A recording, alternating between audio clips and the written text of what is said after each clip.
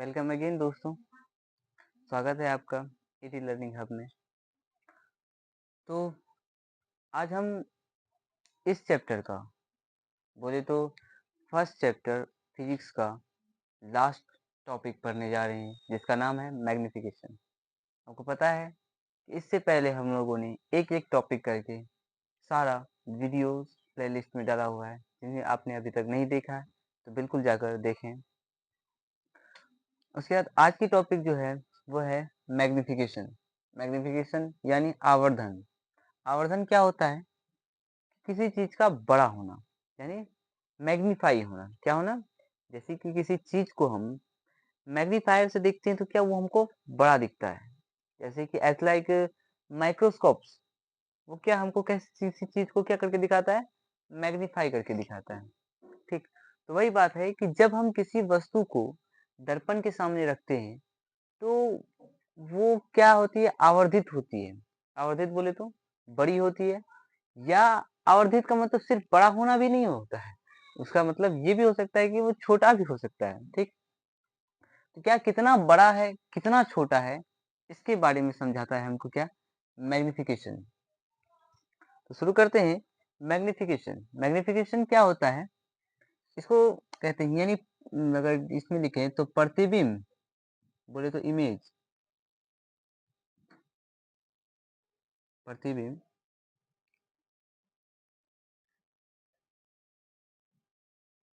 की ऊंचाई, यानी प्रतिबिंब की क्या हाइट होगी जिस वस्तु को मतलब कि किसी पे रखते हैं दर्पण के आगे, जो उसका जो इमेज बनता है उसकी हाइट, तथा वस्तु यानी ऑब्जेक्ट जिसको कहते हैं की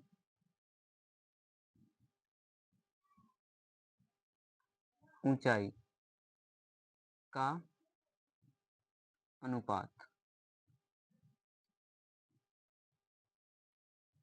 क्या कहलाता है? वस्तु प्रतिबिंब की ऊंचाई तथा वस्तु की ऊंचाई का अनुपात आवर्धन कहलाता है।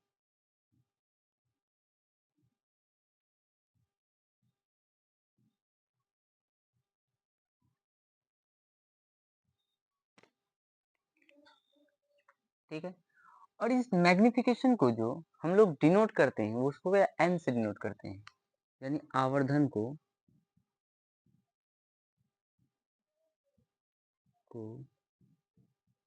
एम से सूचित किया जाता है।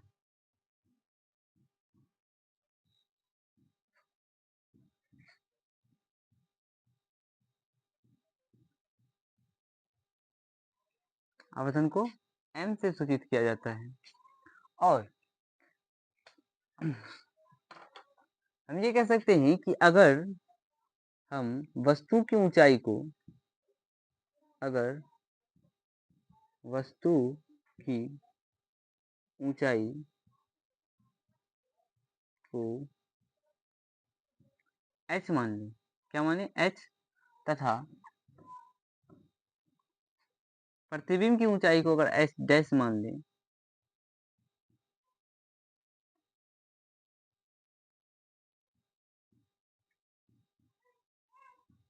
प्रतिबिंब की ऊंचाई को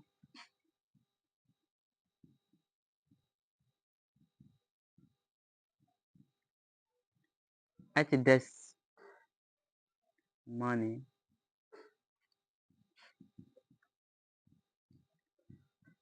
तो क्या होगा? m बराबर क्या हो सकता है, यानी मैग्निफिकेशन बराबर क्या हो सकता है? पहले क्या लेना? प्रतिबिंब की ऊंचाई,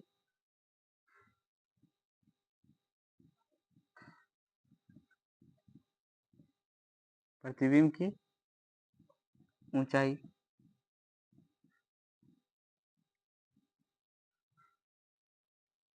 और वस्तु की ऊंचाई।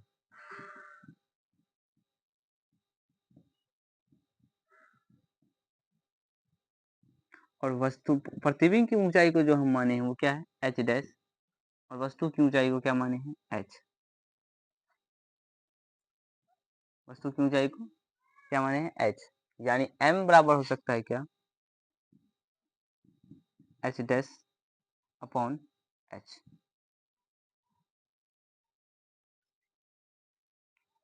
ये तो हो गया मैग्निफिकेशन। मैग्निफिकेशन का और एक फॉर्मूला है जिसका डेरिवेशन अभी हम लोग देखेंगे। पहले आप लोग इनका स्क्रीनशॉट लीजिए।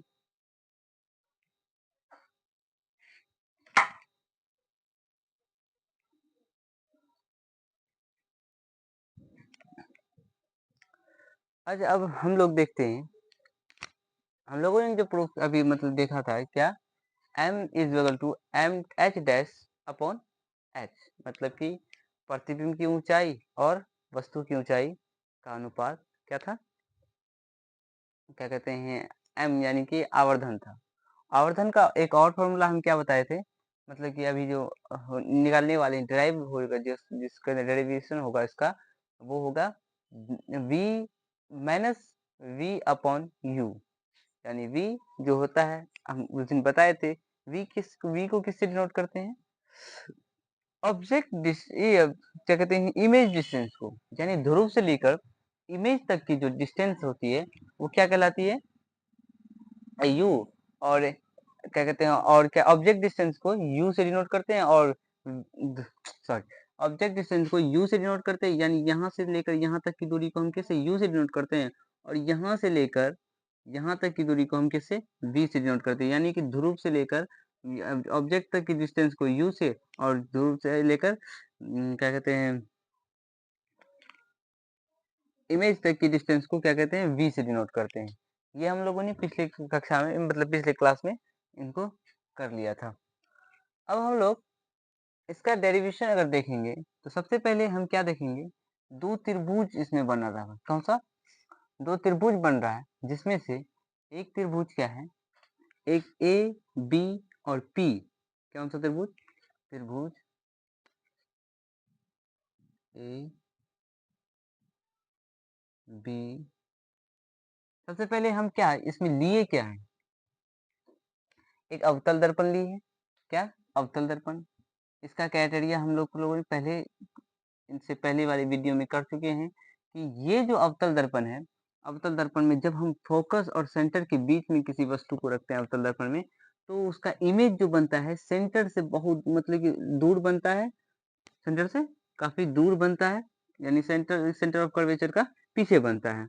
और ये वस्तु जो होता है, वस्तु की अपेक्षा इमेज जो होती है बड़ी होती है, ठीक। और क्या होती है, उल्टी होती है, उल्टा होता है, तो जाहिर सी बात है वास्तविक होगा। ये हम लोगों ने कर चुका है, ठीक। उसके बाद सबसे पहले हम लोग क्या करेंगे, इस दर्पण को हम अवतल दर्पण में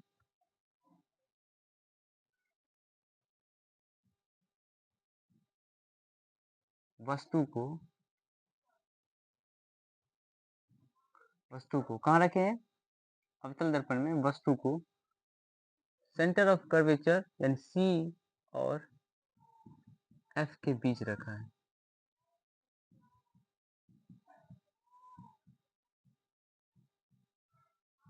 कहाँ रखा है, सी और एफ के बीच रखा है। तो प्रतिबिंब कहाँ बना है, प्रतिबिंब कहाँ बना है, सी से पीछे, प्रतिबिंब कहाँ बना है, सी के पीछे। और क्या बना है, आवर्धित बना है, यानी बड़ा बना है।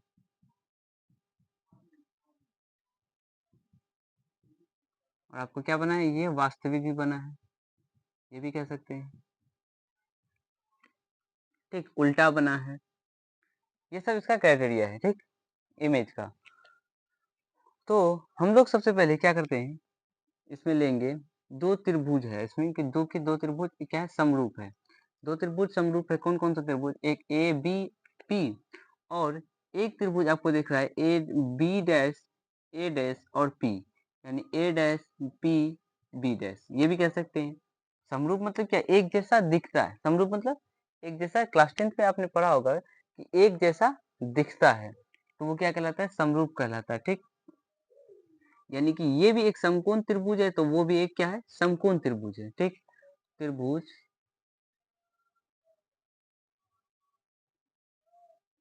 लिख देते हैं, त्रिभुज,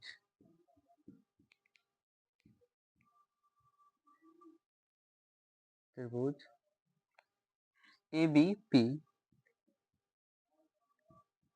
तथा त्रिभुज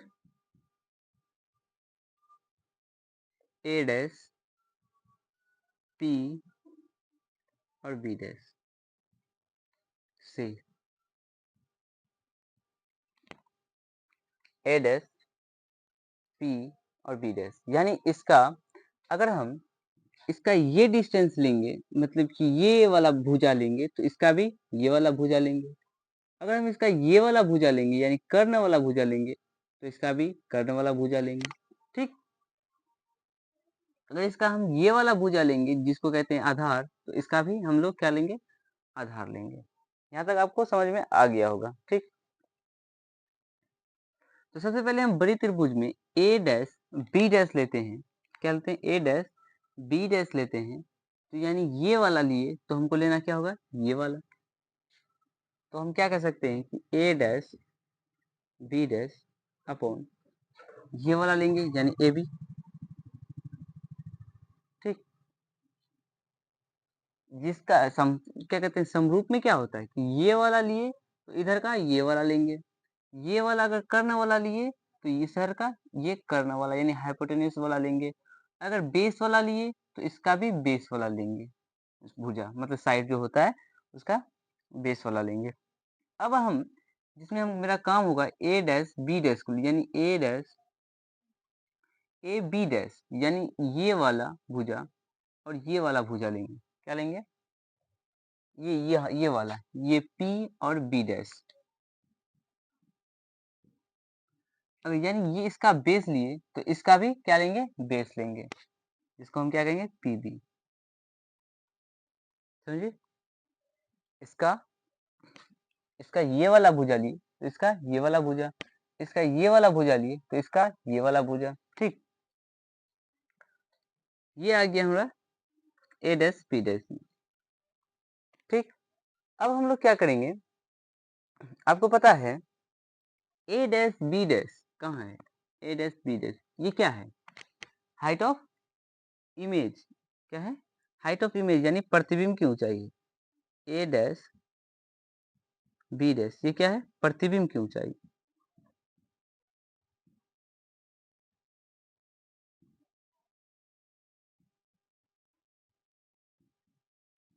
प्रतिबिंब की ऊंचाई है, और प्रतिबिंब की ऊंचाई को हम किससे डिनोट करते हैं, एच डैश से करते हैं।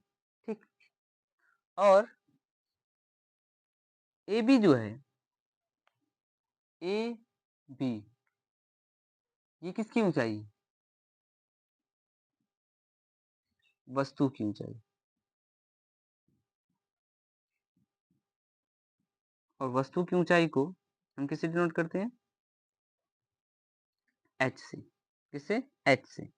लेकिन आपको ये बात बता दी है कि जब मुख्य अक्ष के नीचे वाले की दूरी मतलब ये डिस्टेंस को लेंगे तो उसको हम क्या कहेंगे, निगेटिव मतलब ऋणात्मक में लेंगे, और मुख्य अक्ष से ऊपर वाले जो मतलब हम लेंगे क्या कहते हैं वो क्या होगा, धनात्मक होगा। ये कह दिए, तो यहाँ पे क्या होगा, ऋणात्मक होगा। मुख्य अक्ष के नीचे वाला क्या होगा, ऋणात्मक, और मुख्य अक्ष के ऊपर वाला ऊंचाई क्या होगा, धनात्मक होगा। यहाँ तक हो गया आपका। अब उसके बाद इन सबको हम मिटाने वाले हैं, तो सबसे पहले आप इसको क्या कीजिए, स्क्रीनशॉट लीजिए या इस अपने कॉपी में नोट कीजिए। अब हम लोग क्या करेंगे कि इन दोनों ए डैश बी डैश को तो ले लिए। अब ए बी जो है, ए से लेकर बी तक हो गया। अब ये पी बी जो है, पी बी डैश यानी P dash B dash, P B dash ये है किसकी दूरी, वस्तु की दूरी। क्या है, वस्तु की दूरी। इसे हम किससे डिनोट करेंगे, वी से। और आपको पता है कि ये जो है ये ध्रुव है, और ध्रुव के दाईं ओर, ध्रुव के दाईं ओर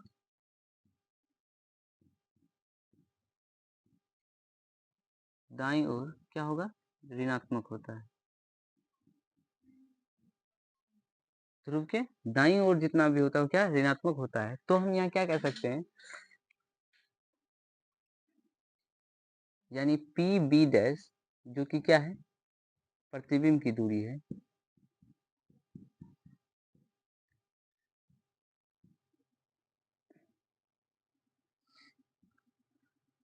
इसे हम डिनोट करेंगे किससे? V से।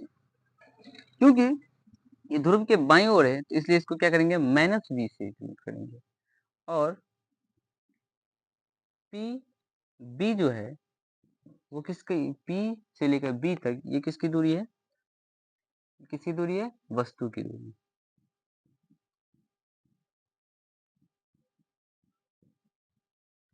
वस्तु की दूरी, वस्तु की दूरी है। क्योंकि हम इसको क्या U से डिनोट करते हैं, यहाँ पे लिख देते हैं प्रतिबिंब की दूरी V और वस्तु की दूरी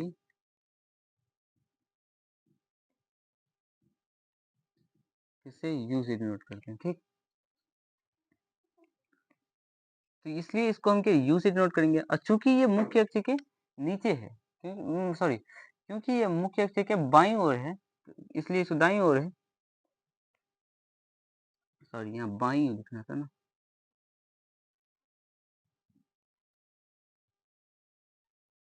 बाईं ओर है इसलिए इसको क्या है? U से डिनोट करेंगे। किससे? U से डिनोट करेंगे। तो हमको अभी जो ये लिखे थे हम समीकरण 1, तो हम समीकरण 1 से क्या लिख पता करेंगे? 1 से हमको क्या ज्ञात होता है? A B dash A B, और ए बी डैश क्या है? A dash B dash minus H यानी एच डैश, और ये क्या है? एच।